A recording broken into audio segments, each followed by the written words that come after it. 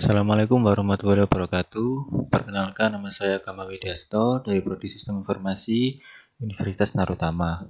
Pada kesempatan kali ini saya akan mencoba menjelaskan tentang materi seputar tata kelola dan audit sistem informasi secara pembelajaran daring. Dan sedikit info, pembelajaran daring ini sudah dimulai sejak Maret pertengahan hingga sekarang. Dikarenakan adanya pandemi virus corona, kita sebagai mahasiswa diharuskan untuk melakukan pembelajaran secara daring untuk menghindari penyebaran virus corona. Dan sebelum memulai video ini, saya akan memperkenalkan diri saya terlebih dahulu.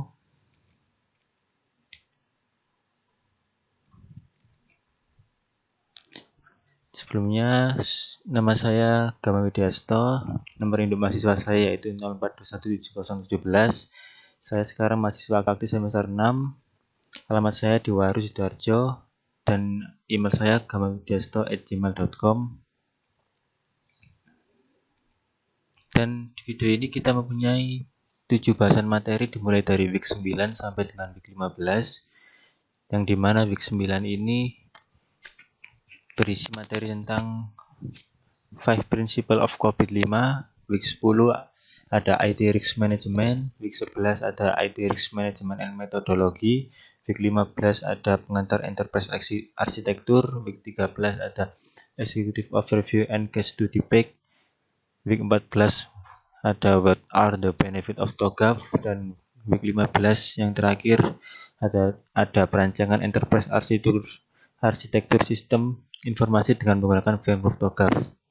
Dan yang pertama saya akan mencoba menjelaskan tentang yang week 9 yaitu 5 Principle of COVID-5. Oke, ini adalah materi week 9 yaitu tentang 5 Principle of COVID-5. Jadi COVID-5 punya 5 prinsip, yaitu yang pertama adalah meeting stakeholders. Maksud dari meeting stakeholders ini yaitu setiap perusahaan memiliki tujuan berbeda-beda dalam membangun IT governance. Namun, dalam COVID ini memiliki metodologi yang dapat menyesuaikan kebutuhan yang berbeda-beda tersebut sesuai dengan kebutuhannya. Kemudian yang selanjutnya yaitu ada prinsip kedua yaitu covering the enterprise end-to-end. Maksud dari prinsip ini yaitu COVID-5 ini harus melibatkan semua komponen perusahaan. Jadi di perusahaan itu mulai dari komponen teratas sampai terbawah harus terlibat dalam pembuatan IT governance ini. Kemudian yang ketiga ya ada applying a single integrated framework. Maksudnya yaitu di dalam COVID-5 ini seluruh standar dari IT governance digabung menjadi satu. Kemudian yang keempat ini adalah enabling a holistic approach. Maksud dari prinsip ini yaitu dalam COVID-5 menawarkan pendekatan yang holistik untuk memastikan IT governance berjalan dengan baik. Selanjutnya, yang prinsip yang kelima yaitu separating governance from management. Jadi COVID-5 ini memisahkan antara dua istilah yaitu governance dan manajemen. Yang pertama, governance sendiri memiliki arti yaitu governance adalah memastikan tata kelola berjalan dengan baik. Sedangkan manajemen adalah hal-hal yang dilakukan secara nyata seperti perencanaan, pengadaan, penerapan, dan lain-lain.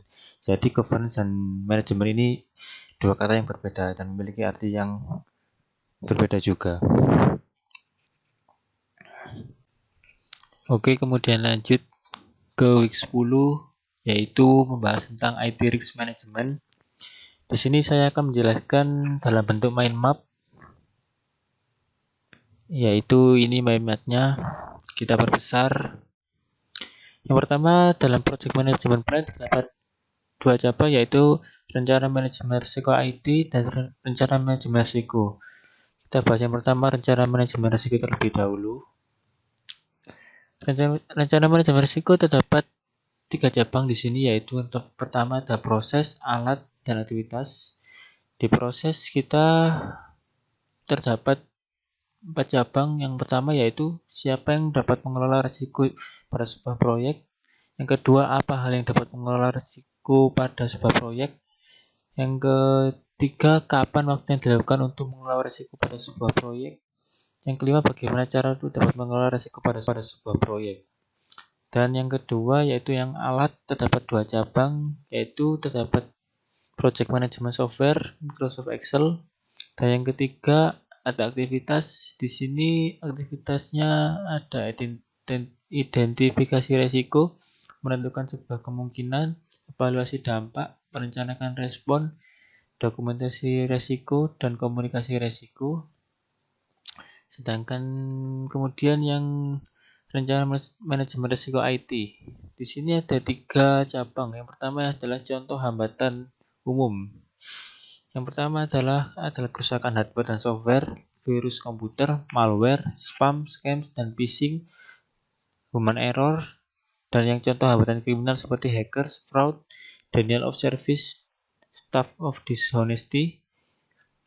Dan yang ketiga, langkah yang dilakukan untuk mengelola risiko. Yang pertama adalah asesmen. Yang asesmen sendiri adalah merujuk pada pencarian risiko dan penilaian tingkat keparahan risiko.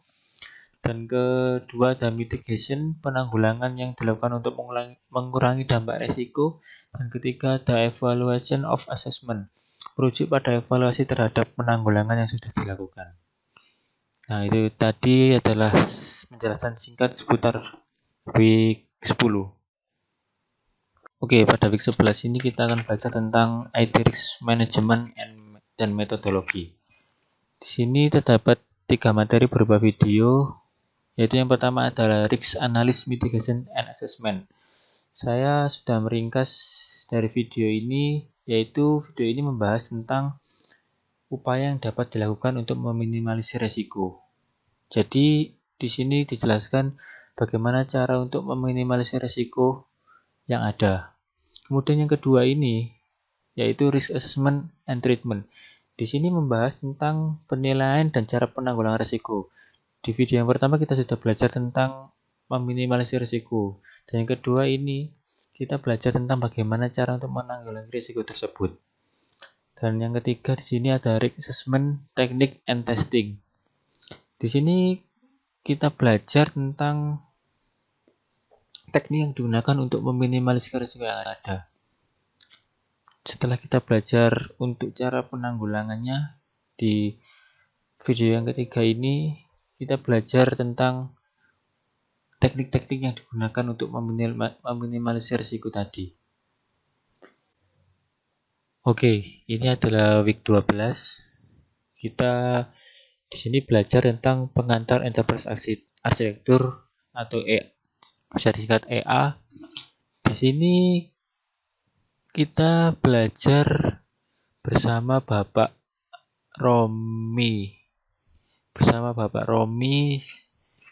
Di training di rumah aja, 1 hour online training enterprise arsitektur yang diselenggarakan oleh Brainmatics.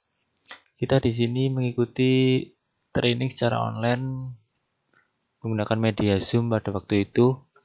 Dan di sini dijelaskan tentang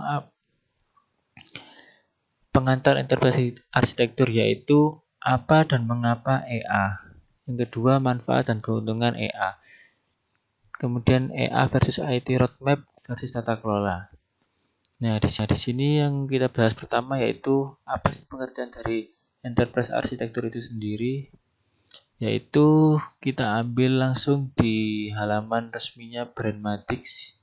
Di sini yaitu ini EA adalah cetak biru organisasi yang menyelenggarakan visi dan misi organisasi, risiko, KPI dengan teknologi informasi dalam perspektif data, aplikasi, dan teknologi. EA banyak digunakan dengan tujuan menyelaraskan antara bisnis dan teknologi informasi berupa bisnis organisasi, pembaruan data, infrastruktur, dan persiapan dan melakukan implementasi enterprise resource planning, melanjutkan transformasi, dan merger akuisisi organisasi. Di sini juga dijelaskan keuntungan dan manfaat AI itu sendiri.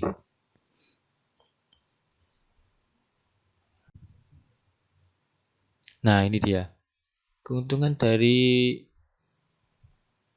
AI itu sendiri terdapat banyak ya. Yang pertama ada meningkatkan interoperabilitas serta pengenalan sistem yang lebih mudah, memastikan data korporat terdistribusi secara jelas beserta penanggung jawabnya, mendukung pencapaian KPI manajemen, dan memastikan proses bisnis inline dengan strategi korporat.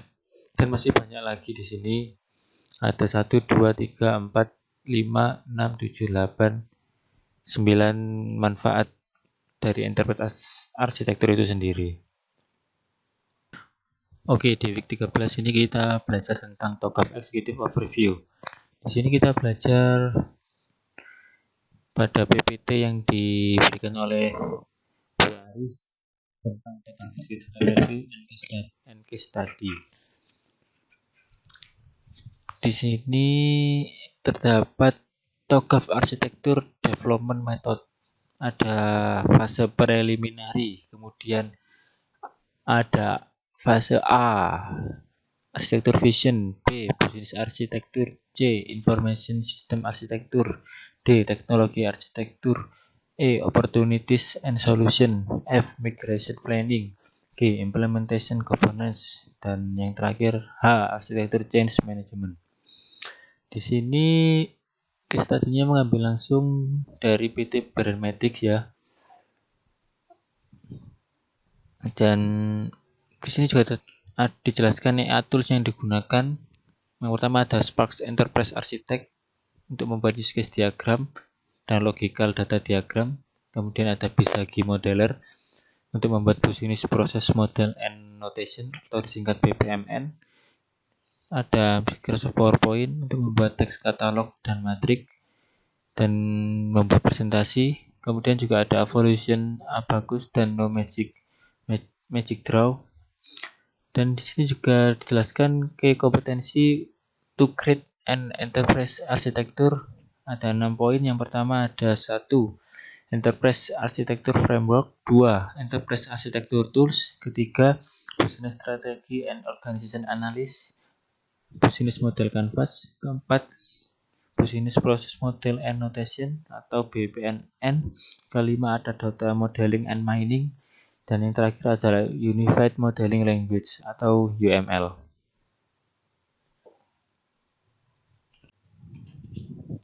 Oke, di week 14 ini kita belajar tentang what are the benefits of TOGAF. Di sini terdapat materi berupa video yang bertemakan benefit of TOGAF. Di sini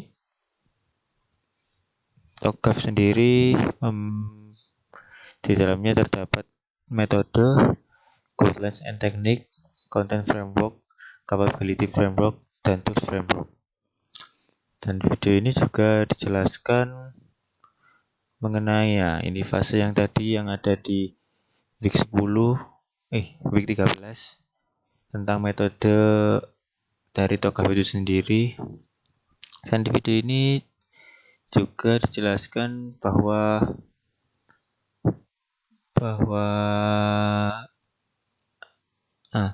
TOGAF sendiri terhubung dengan framework IT governance lainnya seperti COVID, dan di sini juga ada ITAL.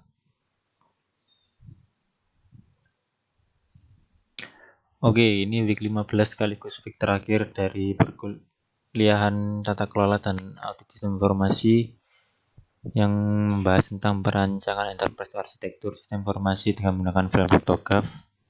Di sini terdapat materi berupa jurnal yang berjudul perancangan enterprise arsitektur sistem informasi dengan menggunakan framework TOGAF ADM pada CV Garam Cemerlang. Sebenarnya materi ini hampir sama dengan materi week 13 tadi, hanya saja ini disajikan dalam bentuk jurnal, dan di sini jurnalnya mengambil studi kasus pada CV Garam Cemerlang. Nah, di sini bisa dilihat proses bisnis pada CV garam cemerlang. Di sini usulan sistem informasi pada CV garam cemerlang, dan juga ada use case diagram. Di sini ada roadmap implementasi sistem informasi, dan juga ada blueprint sistem informasi yang diusulkan.